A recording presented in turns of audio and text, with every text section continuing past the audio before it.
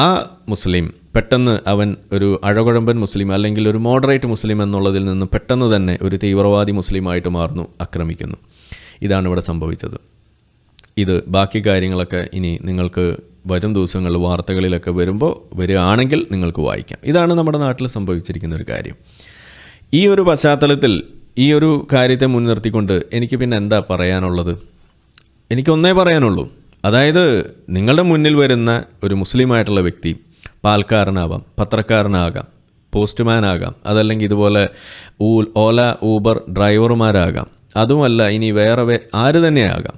അങ്ങനെ വരുന്നൊരു വ്യക്തി നിങ്ങളുടെ മുന്നിൽ വന്നുപെടുമ്പോൾ അവൻ മുസ്ലിം നാമധാരിയാണ് എന്നുണ്ടെങ്കിൽ അവൻ തീവ്രവാദിയാണോ, അവൻ തീവ്രവാദി അല്ലാത്തവനാണോ, അവൻ ഒരു സാധാരണ വിശ്വാസിയാണോ അല്ലാത്തവനാണോ, ഇതൊക്കെ എങ്ങനെയാണ് തിരിച്ചറിയുക എന്നുള്ള ചോദ്യം ഇതിവിടെ ബലപ്പെടുകയാണ്, പ്രസക്തമാവുകയാണ്.